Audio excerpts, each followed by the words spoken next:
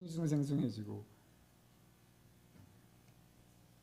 사실 힘들수록요 우리는 희망이 있는 노래, 뭔가 승리의 노래를 불러야 돼요. 뭐 꼭 빠르고 경쾌한 리듬이 아니더라도 상관없어요. 현실 극복, 자아 극복, 어떤 나를 넘어서는, 나를 일어서게 하는 그런 가사의 내용이 담긴 노래가 사실은 좋은 노래예요. 저는 뭐 옛날 노래밖에 모르니까 뭐 굳이 예를 들자면 뭐 인순이의 거위의 꿈 같이, 나는 그 벽을 넘어 뭐 날아갈 거야 뭐 그러잖아요 가사에서. 윤복희의 뭐 친구라든지, 나는 너의 영원한 친구야, 그런 식의 노래들. 근데 그런 노래보다 더 좋은 노래가 있어요. 그게 뭘까요? 그렇죠. 우리가 주일마다 부르는 찬송가, 복음성가, CCM. 이런 노래들은 내 감정을 노래하고 끝나지 않아요. 항상 일어서게 하고 나보다 크신 하나님을 바라보게 하는 노래들이에요. 복음성가, 요즘 나오는 CCM 중에는 가요 같은 노래도 많아요. 그래서 그냥 내 감정을 노래하고 끝나는 노래들도 있어. 근데 그건 사실 진짜 좋은 하나님을 노래하는 게 아니죠. 내 감정을 노래하는 거지. 영적인 노래는 우리의 초점을 하나님에게 맞추게 해요. 하나님을 바라보게 하고 나를 넘어서고 일어서게 하는, 그게 진짜 영적인 노래죠. 그러니까 우리가 예배 때 부르는 노래도 그래서 좀 선별해서 부릅니다. 세상에 듣기 좋은 노래가 CCM이 많지만 그게 다 예배에 적합한 노래는 아니에요. 아무튼 여러분, 하나님을 안 믿는다는 것은 사실 노래하는 것을 배우는 거나 마찬가지예요. 힘들고 어려운 현실 속에서도 노래할 수 있다면 그건 믿음이에요. 즐겁고 기분 좋을 때만 부르는 노래가 아니라, 정말 슬플 때 신세를 한탄하는 노래가 아니라, 어떤 상황과 처지에서도 절대자 하나님이 나를 잊지 않으셨고 나를 도와주실 거고 나를 일으키실 거기 때문에 그 하나님을 향해 부르는 노래, 그 노래를 말합니다. 그거는 믿음이 아니면 부를 수 없어요. 이사야 43장 그래서 21절을 보면 하나님이 말씀하시기를, 이 백성은 내가 나를 위해 지었다, 찬송을 부르게 하려 함이다 라는 말씀하셨어요. 하나님이 그토록 찬송과 예배를 받기를 기뻐하시는 거예요. 그러니까 우리가 찬송을, 노래를 부르지 않는다면 하나님이 우리를 만드신 목적에서 벗어나는 거예요. 노래하는 대신 원망하고 짜증내고 시무룩해 있고 하면 하나님이 기뻐하시지 않겠죠. 하나님은 오늘 저와 여러분에게 노래를 주기 원하시고 노래를 부르길 원하시는 줄 믿으시기 바랍니다. 그런데 오늘 이스라엘 백성처럼 정말 큰 구원을 경험했으면 노래가 저절로 나오죠. 그렇잖아요. 정말 꿈꾸지도 못했던 승리를 거뒀잖아요. 자기들보다 수천 배 강한 애국 군대가 자기들을 따라오다가 홍해 바다에서 다 수장돼 버렸거든요. 홍해가 갈라지는 이스라엘 백성이 건너니까 애국 군대도 따라 들어왔어요. 그 뒤에. 그런데 이스라엘 백성이 건너고 난 후에 무리를 하나님이 다시 합쳐버리셨어요. 그래서 그 강한 애국 군대와 병거들이 다 물속에 잠기고 군사들은 몰살됐습니다. 아마 이집트가 그것을 손실을 회복하는 데는 굉장히 오랜 세월이 걸렸을 거예요.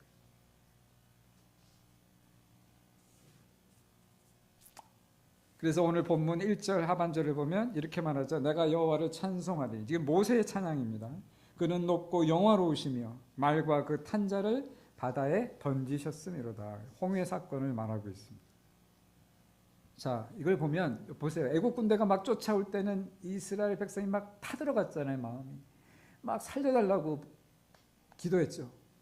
그런데 하나님이 그 앞에 가로막힌 홍해를 가르셨을 때 하나님의 구원을 봤어요. 그들은. 그러니까 여러분, 우리가 승리의 노래를 부르려면 이런 어떤 구원의 체험이 있어야 돼요.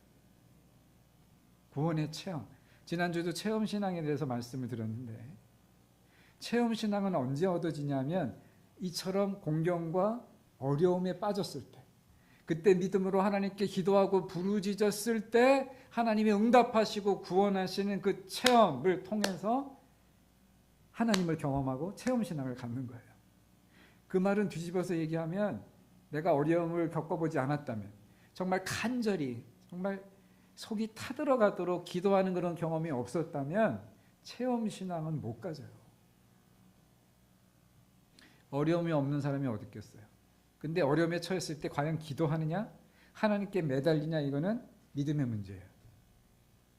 그때 매달려보고 그때 하나님께 전폭적으로 걸어봤던 사람이, 아니 어떤 때는 내가 그런 믿음이 없었는데도 하나님이 은혜로 나를 구원하셨을 때, 내 병이 나았을 때, 내 문제가 해결됐을 때, 그리고 이게 하나님이 하신 거라는 걸 내가 알았을 때 우리는 체험신앙을 갖게 됩니다. 그러니까 내가 어려움을 겪는 것이 꼭 나쁜 것만은 아니에요. 일부러 구할 필요는 없지만 어려움에 처했을 때 이게 꼭 불행이라고 생각할 필요는 없어요. 지난 시간에도 말씀드렸지만 내가 하나님을 체험하게 하시는구나, 이번에 내 믿음을 확실하게 세워주시는구나, 그렇게 생각하면 맞아요.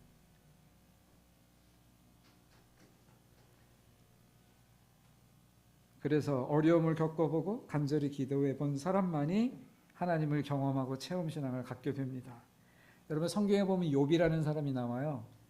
굉장히 경건한 사람이고 모범적인 사람이, 하나님 잘 믿는 사람이었어요. 그런데 체험이 없었어, 고난당하기 전까지는. 그런데 고난을 당하면서 그가 하나님을 제대로 알게 돼요. 그래서 나중에 이렇게 고백해요. 욥기 42장 5절 끝부분에 보면, 내가 주께 대하여 귀로 듣기만 하였사더니 이제는 내 눈으로 주를 배웁나이다. 진짜 하나님 눈으로 봤을까요? 아니에요. 눈으로 보는 것처럼 이제 하나님을 확신한다는 뜻이에요. 전에 욥은 그냥 남의 얘기를 통해서 하나님에 대해서 알았어요. 조상 때부터 내려오는 그 전설과 성경의 이야기를 통해서, 구전으로 내려오는 성경을 통해서 하나님을 믿었어요. 오늘 우리가 성경을 읽고 설교를 들으면서 하나님에 대해서 알고 믿는 거하고 다르지 않죠? 그것도 귀한 믿음이에요. 믿음은 들음에서 난다 그랬어요. 자꾸 듣고 그럴 때 우리의 믿음이 생기는 건데, 그러나 거기서 멈추지 않고 내가 하나님을 체험하는 데까지 나아가야 믿음이 확고해집니다.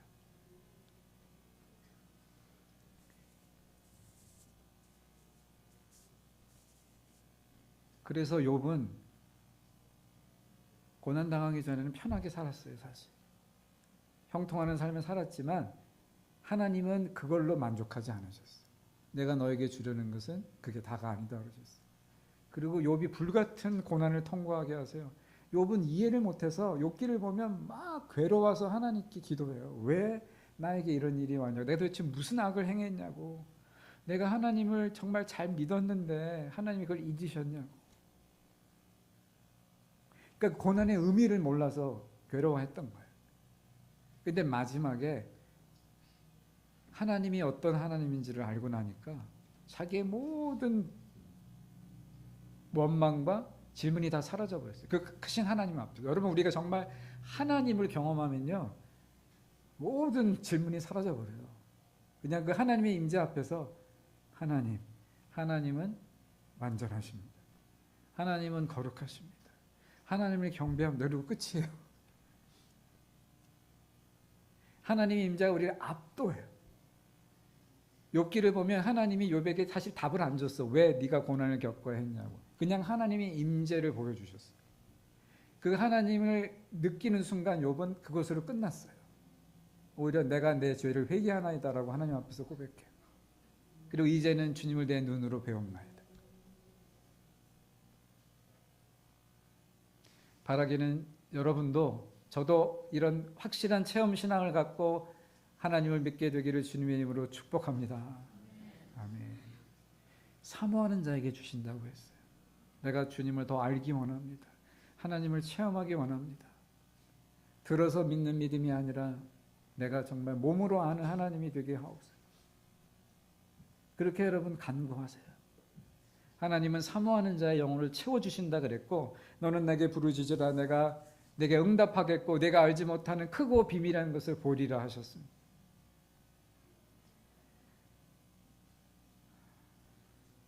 이렇게 하나님을 체험하려면 무엇보다 여러분 포기하지 않고 기도하는 믿음이 필요해요. 어려울 때 누구나 기도합니다. 그런데 몇 번 기도하고 말아요. 그러나 응답받는 사람을 보면 끝까지 기도해요. 끝까지. 여러분 시편, 요새 우리가 시편을 성역 공부하는데 시편 77편 2절에 보면 아삽이라는 성가대 대장이 다윗 시대 이렇게 노래했어요. 나의 환난 날에 내가 주를 찾았사오며 밤에는 내 손을 들고 거두지 아니하였나이다. 손을 들고 주님 앞에 기도하는 그 모습을 우리가 그려볼 수 있어요. 이스라엘 백성은요, 여러분 서서 기도합니다. 그리고 간절하면 손을 들고 기도해요. 우리가 예배 때 찬양하면서 박수도 치고 막 손 들고 하는 게 성경적인 거예요, 여러분. 성경에도 보면 하나님을 찬양할 때 그냥 찬양하지 않았어요. 큰 소리 나는 제금으로 찬양하고 손뼉 치며 찬양하고 퉁소와 모든 악기를 동원해서 하나님을 찬양하라 그랬어요. 제가 한국에서 자랄 때는 드럼은 교회 여기 올라오지도 못했어요. 불건건하다고. 딴따라 저기 세상의 음악을 하는 악기가 어디 여기 올라오냐. 그렇지 않아요, 여러분. 큰 소리 나는 재금과 북으로도 하나님을 찬양했어요. 이미 성경시대부터. 그러니까 여러분 찬양할 때나 예배할 때나 이렇게 너무 점잖게 하지 마세요. 성령이 감동하시면 손도 들고 박수도 치고, 흑인교회 가면 난리나 일어나서 춤추는 사람도 있고 설교를 말끝마다 할렐루야 아멘 뭐. 근데 은혜가 넘쳐요. 예배가 축제가 됐으면 좋겠어요. 우리 장로교 예배는 너무 조용해요. 그나마 우리는 찬양을 하니까 조금 시끄러운데 앞에 예배 때도 여러분 괜찮아요. 다른 사람한테 방해만 안 되면 감동되면 일어서도 되고 손 들어도 되고 막 너무 흥분돼서 주체를 못하겠으면 막 돌아다니셔도 돼. 괜찮아. 그 정도로 제 설교가 파워가 있었으면 좋겠습니다. 네, 아멘. 자, 여러분 하나님은 살아계십니다. 내 곁에 계시고 나를 두르고 계세요. 그래서 우리가 그런 체험 신앙을 가지고 승리의 노래를 부를 수 있어야 돼. 아직 구원을 체험하지 못했더라도 이미 과거에 베푸셨던 은혜를 기억하고 나를 구원하신 하나님을 기억하고. 두 번째로 여러분 승리의 노래를 부르기 위해서는 우리가 최후의 승리를 믿어야 돼요. 우리는 진짜 믿음은 싸우는 믿음이에요. 승리를 얻으려면 싸워야죠. 근데 우리는 많은 경우 도망가고 숨으려고 그래요. 그리고 하나님이 나를 숨겨주기를 지켜주기를 바라요. 물론 그렇게 해야 될 때도 있어요. 정말 내가 싸울 힘이 없고 적이 너무 세면 어떡해요. 피해야죠, 그럴 때는.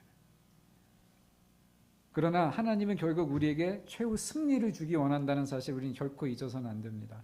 오늘 본문 13절을 보면 홍해에서 구원하신 후에 뭐라 그래요? 모세가 노래하기를 주의 힘으로 그들 주의 백성을 주의 거룩한 처소에 들어가게 하시나이다 그랬어요. 여기서 말하는 거룩한 처소가 뭘까요? 예배의 처소 같지만 여기서는 가나안 땅을 말하는 것입니다. 최후의 안식의 처소, 젖과 꿀이 흐르는 땅, 하나님이 그들의 백성에게 결국 주기 원하시는 그곳에 들어감으로 그들은 최후의 승리를 얻는 거죠. 들어가고 정복하고 다스림으로. 그러니까 홍해는 하나님의 구원의 시작일 뿐이고 이제 하나님이 그들을 인도하셔서 가나안 땅으로 들어가서 그걸 정복하고 거기에서 평안을 누리며 살게 하신다는 거예요. 오늘 저와 여러분도 이 땅의 삶이 다가 아닙니다. 하나님의 자녀는 우리는 하나님의 후사예요. 그 얘기는 하나님의 나라와 그 천국을 유업으로 받을 자들이란 뜻이에요. 이 땅의 삶이 끝나면 우리는 하나님의 나라에 갑니다. 그리고 하나님의 나라에서 하나님의 아들과 딸로서 그 나라를 이어받고 그 땅에서 주인 노릇하며 살게 돼 있어요. 우리가 하나님 나라 들어가게 될 때 우리는 이 땅의 모든 것을 이기고 승리하는 거예요. 그동안 나를 괴롭혔던 모든 역경과 고난과 모든 육체적인 장애, 마음의 상처들을 다 벗어버리고 완전한 자유와 더 온전해진 몸과 마음으로 하나님과 함께 영원히 행복하게 사는 겁니다. 그게 최후의 승리예요. 그래서 여러분 계시록 14장에 보면 마지막 때 구원받은 14만 4천 명의 성도들이 하나님 앞에서 하나님을 찬양하는 감격스러운 장면이 나와요. 14만 4천이라는 것은 어떤 분은 그 문자적으로 해석해서 14만 4천이 많지 않네. 그 안에 들어가려면 많이 노력해야 되겠는데 그러시는데 숫자적인 의미가 아니에요. 그것은 구약의 성도와 신약의 성도를 다 통틀어는 말이에요. 왜냐하면 구약의 12지파, 신약의 12사도를 곱한 숫자의 완전수 1000을 곱하면 14만 4천이 나옵니다. 다시 말해 구약 시대부터 하나님을 믿고 구원받았던 자들, 신약 시대에 복음을 듣고 구원받은 모든 사람들을 통틀어서 하나님 앞에 하나님 나라에 들어갈 사람들을 통틀어서 14만 4천이라고 하는 거예요. 그 사람들이 정말 우렁찬 함성으로 하나님을 향해 승리의 노래를 부르는 장면을 상상해 보세요. 거기에 저와 여러분이 있을 거예요. 할렐루야. 예.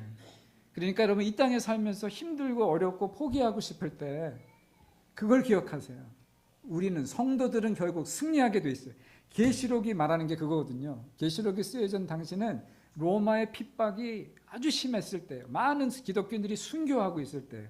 하나님이 요한 사도를 통해 계시록을 주면서 준 메시지는 하나예요. 너희는 결국 승리한다. 이 로마는 바벨론처럼 망할 거다. 그리고 하나님 앞 나라에서 너희는 승리의 노래를 부를 거라는 거예요. 그러니까 포기하지 말고 낙심하지 말고 믿음으로 이기라는 거예요. 오늘 우리에게도 똑같은 메시지를 주고 있습니다.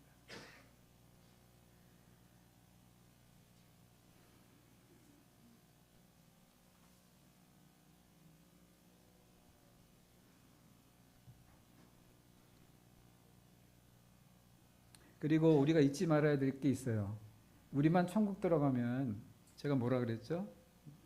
무슨 신자라고요? 신자라고요? 두 글자로? 자기만 싹 천국에 들어가는 사람을 두 글자로 뭐라 그런다고요? 그렇죠. 얌체. 우리 얌체가 되면 안 돼요. 다른 사람도 구원받도록 열심히 전도해서 같이 들어. 최소한 한 명은 더 데리고 들어가야 하나님 앞에서 부끄럽지 않아. 천국 문 앞에 서면 하나님 너 혼자 왔냐? 그러실지도 몰라요. 왜 혼자 왔어? 최소한 한 명은 구원해서 가야 돼. 근데 전도가 쉽지 않죠. 그러니까 기도하고 또 하나님께 구하고 또 자꾸 이 방법도 써보고 저 방법도 써보고 지혜를 구해야 돼요. 여러분 우리가 기억할 게 만약에 우리가 전도하지 않으면 우리가 사랑하는 가족, 친구 혹은 나의 동료와 언젠가는 굿바이를 해야 돼요. 다시 못 볼 거니까. 나는 천국 가고 그 사람은 지옥 가는데 어떻게 봐요? 이제 못 봐요. 다시 보려면 see you later 라고 말하고 싶으면 어떻게든 전도해야 돼요.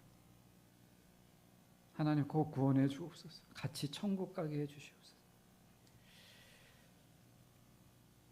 마지막으로 여러분 승리의 노래를 부르기 위해서는 하나님이 예수님의 십자가로 날 구원하신 것을 잊지 말아야 됩니다. 이스라엘 백성이 홍해의 기적과 하나님의 구원을 체험하고는 평생 그것을 기억했어요. 특별히 어려울 때마다 그것을 기억하면서 하나님이 구원하신다. 다시 믿음을 다졌거든요. 그리고 자기의 자식에 가르치고 자식의 자식에 가르치고 계속 대대로 그것을 가르쳤어요.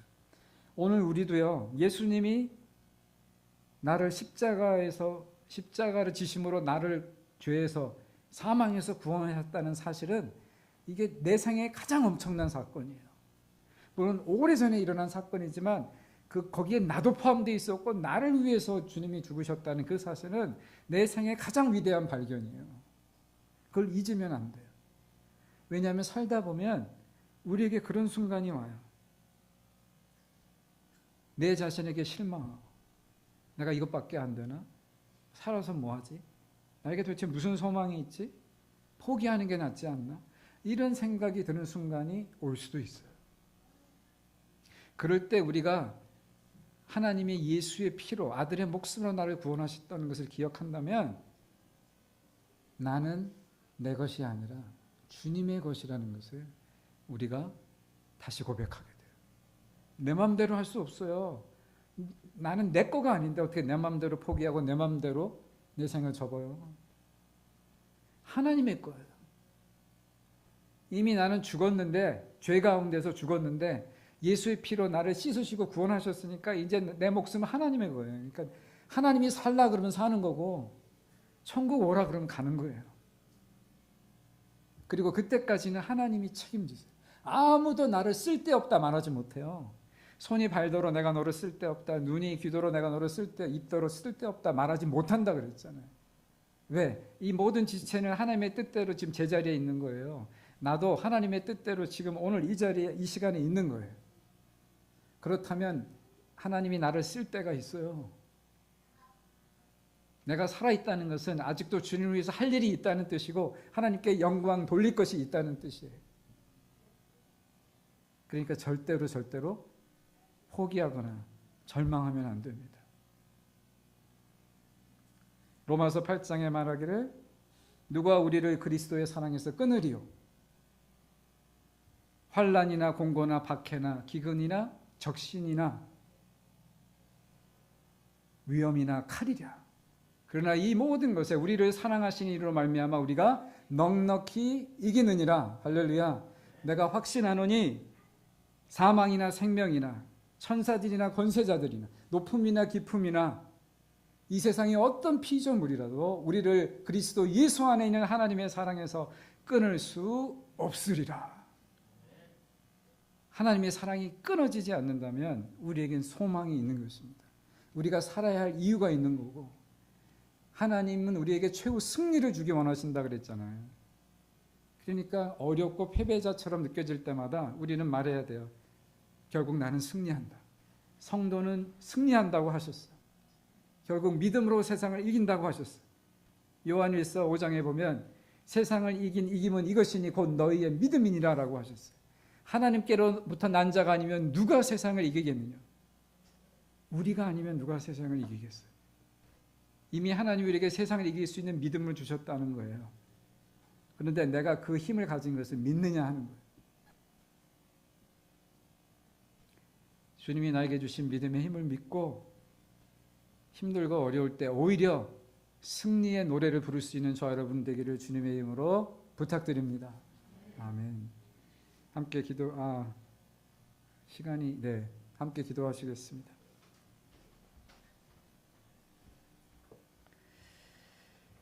이 시간 기도할 때 그동안 내가 어려움에도 낙심하고 원망하고 포기하려는 마음이 들었었다면 하나님, 이것은 믿음이 아닌 줄 오늘 깨닫습니다. 오히려 승리의 노래를 부를 수 있게 하옵소서. 하나님이 주실 승리를 바라보며 우리를 삼키려고 우는 사자와 같은 마귀를 믿음으로 대적하고 예수 그리스도의 이름으로 싸울 때 결국 승리하게 하실 줄 믿습니다. 모든 것을 이기고 하나님의 이름을 찬양하게 할 줄 믿습니다. 다 함께 한번 기도하겠습니다. 사랑의 아버지 하나님 감사합니다. 우리에게 믿음 주셔서 믿음으로 세상을 이기게 하시니 감사합니다. 때론 내가 약한 것 같고 아무것도 할 수 없을 것 같은 때가 있습니다. 주님, 그러나 주님을 믿습니다. 크신 하나님, 지존자이신 하나님, 전능자이신 하나님을 믿습니다. 내 주를 향하여 내 손을 들고 거두지 않을 때 주여 응답하옵소서. 우리의 기도에 응답하옵소서. 우리를 불쌍히 여기시고 우리를 하나님의 것이라 하셨사오니 하나님 우리를 지키시고 우리에게 여호와의 이름이 있어 하나님의 이름을 위하여 일하시옵소서. 오늘도 하나님을 바라보며 간절히 기도하는 여러분들을 기억하시고 그 기도가 오래지 않아 응답되게 하여 주시고 우리에게 승리와 구원을 허락하여 주시옵소서. 하수근이 새벽을 기다림같이 간절히 기다리는 주여 우리에게 오시고 응답하시고 빛으로 구원으로 새벽으로 오셔서 우리의 입에서 구원의 노래가 떠나지 않게 하여 주시옵소서. 연약한 자를 더 귀히 여기시고 사랑하시는 주님을 믿습니다. 보아하고 사랑하시는 약자의 하나님이심을 믿습니다. 오늘 강한 주의 팔을 의지하여 다시 일어설 수 있도록 축복하시고 다시 기도의 줄을 붙잡고 하나님께 부르짖는 우리들이 되도록 주님 축복하여 주시옵소서.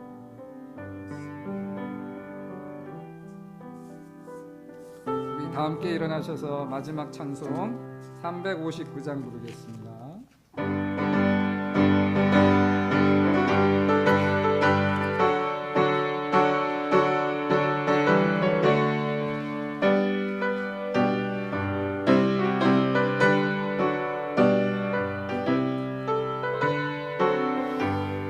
천성을 향해 간성거들아 앞길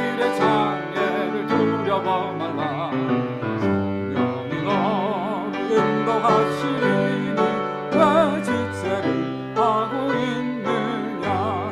앞으로 전성을 향해 나가세.